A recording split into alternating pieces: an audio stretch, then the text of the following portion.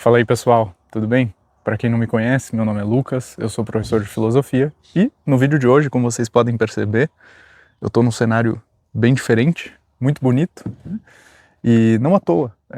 Eu quis gravar aqui porque eu achei que seria muito propício e se relacionaria bem com o tema que eu gostaria de trazer hoje para o vídeo, que é o tema de fugir da multidão, né? Eu tive a ideia de trazer esse tema, falar sobre esse assunto, justamente porque eu estava relendo alguns fragmentos de Heráclito e lendo ao mesmo tempo a obra dos Deveres de Cícero. E eu acabei topando nas duas leituras com a mesma ideia, que é esta ideia da necessidade do intelectual, do filósofo, se afastar da multidão, se afastar da opinião da maioria, né? E é curioso, porque em Heráclito, o fragmento que diz respeito a isso, que eu li, que eu estava relendo, ele é bem direto, tá? O Heráclito diz com todas as letras: a maioria é má e a minoria é boa. E para quem conhece um pouco da história de Heráclito, sabe que ele era um tanto avesso às pessoas e à multidão como um todo, né? Tanto que na sua vida, pelo que consta, ele se isolou no alto da montanha, num templo dedicado a Artemis, e passou praticamente todo o resto da sua vida ali filosofando, né? E então ele certamente não gostava das pessoas e de estar em meio à multidão, né? E em Cícero, o trecho que eu li foi o seguinte, né? Ele diz: não contamos entre os grandes homens aqueles que norteiam sua conduta pelas falsas opiniões da multidão, tá? E isso me fez pensar no quanto praticamente todos os intelectuais, todos os filósofos que eu li, eles dão um grande valor ao recolhimento, à interioridade e à solidão, tá? Mas não um isolamento artificial, não ao fato de se isolar por se isolar da multidão, por fugir da civilização e não querer saber nada de ninguém a respeito de nada, né? Talvez no caso de Heráclito isso seja mais forte, mas no caso que eu, na reflexão que eu gostaria de trazer aqui, mais no sentido de ser necessário isto para que você tenha uma vida interior profunda, né, e viva uma vida digna e tranquila, realmente, né? Em que você seja capaz de se afastar como se diz, dos ruídos, se afastar das loucuras e dos grandes desejos exacerbados e de toda a dispersão que pode causar estar em meio à multidão, para que você possa realmente contemplar a verdade, buscá-la e com perseverança e tranquilidade no seu interior, né? Voltando-se ao interior. E hoje é muito difícil fazer isso, não? Porque mesmo que nós estejamos num lugar assim, sem ninguém, se nós estivermos com o nosso celular por perto, ainda assim nós estaremos em meio à multidão, porque basta 2 cliques para você estar em contato com milhares e quem sabe milhões de pessoas ao mesmo tempo por meio das redes sociais, não? Então é muito difícil se afastar da multidão, se afastar das opiniões da multidão, né? E não se deixar guiar por elas, né? Mas eu gostaria de trazer essa reflexão porque, relacionado a essa questão das redes sociais, eu tenho tentado voltar a produzir algum tipo de conteúdo por ali, né? Eu tenho tentado focar mais nisso agora nos últimos tempos, não só no YouTube, mas no Instagram e também no Substack. E eu tentei utilizar algumas outras redes sociais. Então, por exemplo, fui tentar usar o Threads do Instagram e, meu Deus do céu, e o X também, o antigo Twitter, né? E, meu Deus do céu, cara, é um lixo, assim, dizendo diretamente em áudio montão, é um lixo, é uma droga, só tem porcaria. Tem certamente uma ou outra coisa boa, mas, meu Deus do céu, só tem opinião ruim, só tem discussão inútil, só tem lacrada e opinião tola, e é muita loucura. Deixar-se guiar por aquilo é muita loucura.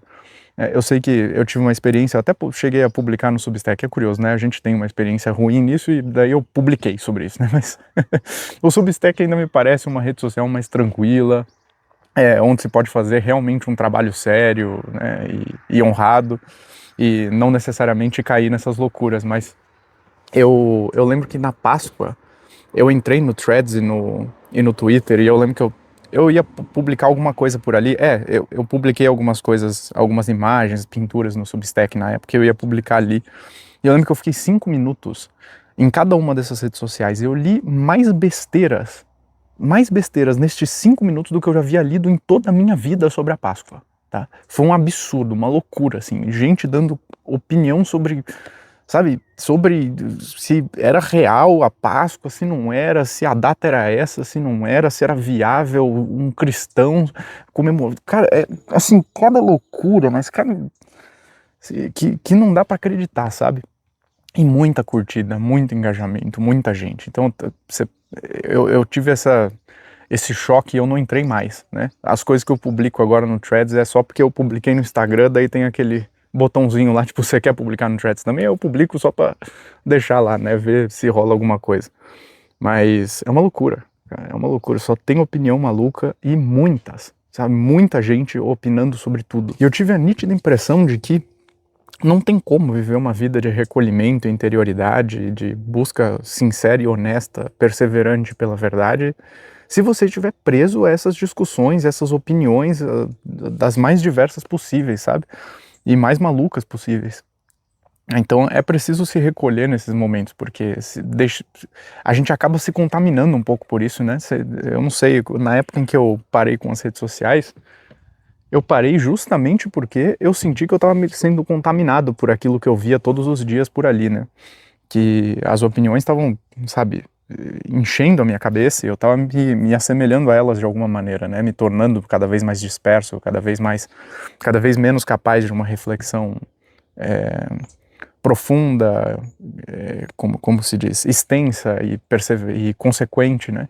Porque ali não há isso nessas redes sociais de forma alguma, ainda mais nessas redes tipo Twitter, Threads, que só pode publicar uma reflexão curta, né, breve. Nunca ali o pensamento é consequente, né, e levado às suas últimas possibilidades. Pelo contrário, né, sempre um pensamento curto, como se ele fosse dito com a maior autoridade do mundo, né, como se houvesse a maior autoridade do mundo por detrás dele, e como se fosse a palavra final, né? Não há qualquer possibilidade de discussão ou diálogo autêntico por ali, né? E eu até fiquei pensando, né, nas últimas semanas, se eu faria um tipo de conteúdo aqui no YouTube. Eu cheguei à conclusão de que eu não gostaria de entrar nessa loucura, porque 2 pessoas me recomendaram nos comentários a fazer reacts, né? Reagir a isto e aquilo. E uma inclusive foi bem direto, falou: por que você não faz reacts de cientistas, filósofos, professores falando besteira e corrige eles? Eu falei, meu Deus do céu. Mostrando a incoerência deles, o comentário dizia. Eu falei, meu Deus, eu não consigo resolver nem as minhas próprias incoerências, imagine resolver a dos outros. Tô tudo lascado aqui, tendo que resolver as minhas próprias tensões, minhas próprias incoerências. Eu não consigo nem lidar com elas direito. Como é que eu vou lidar com a dos outros? Ficar apontando o que os outros estão falando que não está coerente com o pensamento deles, isso, aquilo. Não tem a menor possibilidade. Não tem a menor possibilidade de eu entrar nesse mundo agora. Mas agora, retornando um pouco dessa divagação, o ponto da reflexão de hoje era meio que dizer que é realmente muito difícil não se deixar guiar pelas opiniões da maioria quando a gente está em meio à maioria, quando a gente está em meio à multidão. É quase como se fosse necessário um treino, né? Você precisa estar no recolhimento, na interioridade consigo mesmo, para treinar, né? Se manter firme, se manter firme nas suas próprias convicções e naquilo que você crê ser realmente verdadeiro, naquelas opiniões que você crê honestamente serem verdadeiras, para que depois você possa, de alguma forma, lidar com a multidão, né? Sem se deixar dobrar por ela, porque é muito difícil. E basta pensar num exemplo concreto disso. Tem até aquele experimento que o pessoal fez de uma pessoa que entra na sala e está todo mundo numa sala de aula, e foi combinado com todas as outras pessoas que estavam na sala de aula que o professor mostraria uma pasta azul, se eu não me engano, e todo mundo diria que ela era vermelha.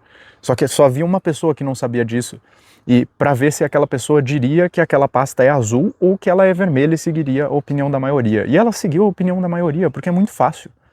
É muito fácil se dobrar ao que está todo mundo falando, a essa pressão da maioria, da multidão, né? E eu acho que esse, inclusive, é um dos pontos centrais, porque me parece que essa disposição para se manter firme nas suas próprias convicções, naquilo que você honestamente considera verdadeiro, é justamente o que separa o filósofo do sofista, né? E aqui eu vou recordar um trecho de Górgias, de Platão, né, do diálogo Górgias, em que o Sócrates está discutindo com Cállicles e Polo, que são 2 discípulos de Górgias, e esse é um dos trechos, inclusive, que eu mais gosto da obra de Platão, acho que é o meu preferido, tá? E E é interessante porque no momento em que o Sócrates estava discutindo com o Gorgias, a conversa vai por um caminho, ela fica um tanto mais polida, ela é um tanto sofisticada, e não à toa, o Gorgias era um sofista, certamente, era um retórico, mas ele já era um retórico de alto escalão, digamos assim, né? Ele era uma pessoa um intelectual mais sofisticado, né? Mas quando os discípulos tomam as rédeas, você vê essa tal loucura das redes sociais, da multidão de que eu tô falando, né? Grosso modo, para fazer uma comparação chula aqui. Porque os discípulos são muito mais radicais.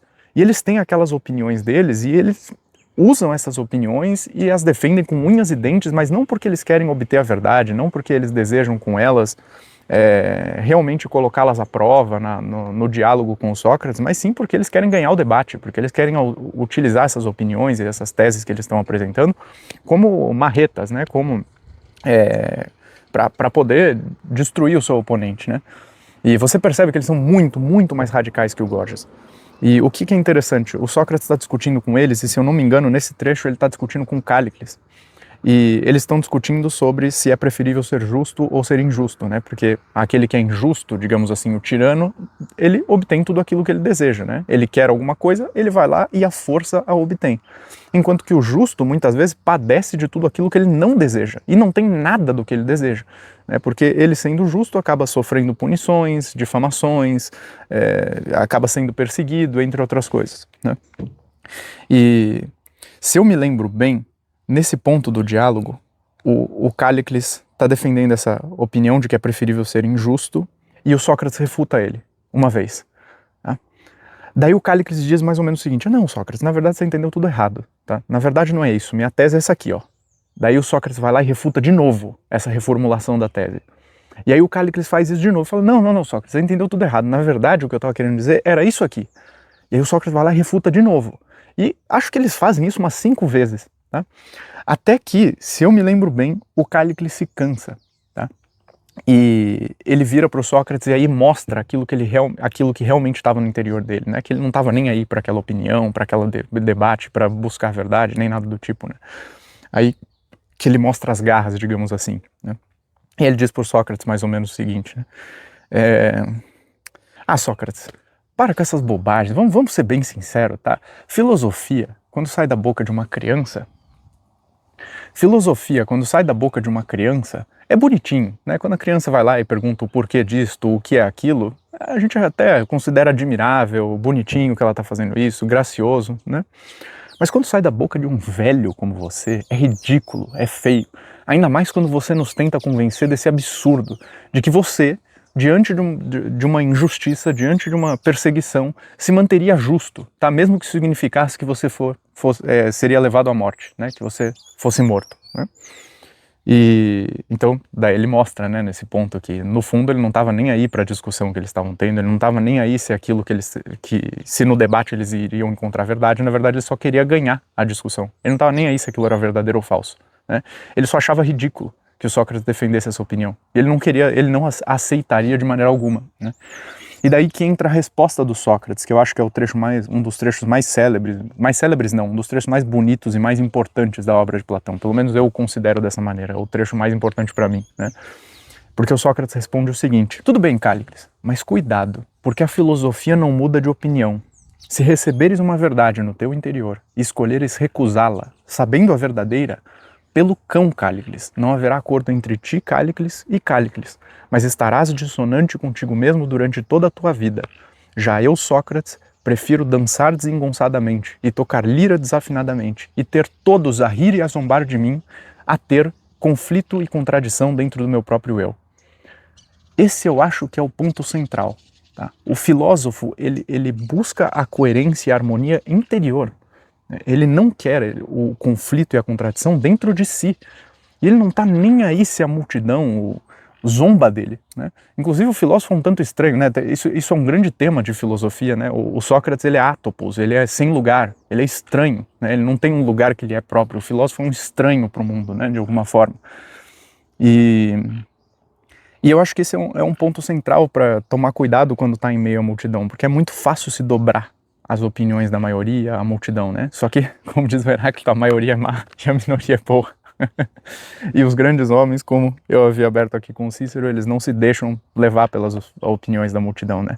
Mas é fácil se dobrar elas, por isso que é preciso um certo treinamento, um certo exercício, um recolhimento para que você realmente preste atenção nas suas próprias convicções, examine-as para ver se elas são realmente firmes e exerça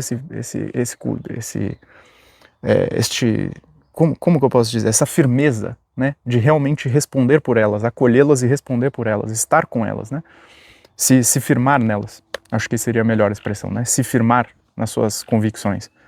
E eu acho que isso é um ponto que separa, cria uma cisão realmente intransponível entre o filósofo e o sofista, né? Ou você está de um lado ou você está do outro, né? Porque o sofista ele não está nem aí, né? Ele recebe a opinião ele recebe a verdade no seu interior e deixa essa cisão ser criada, né? Essa contradição ser criada, né?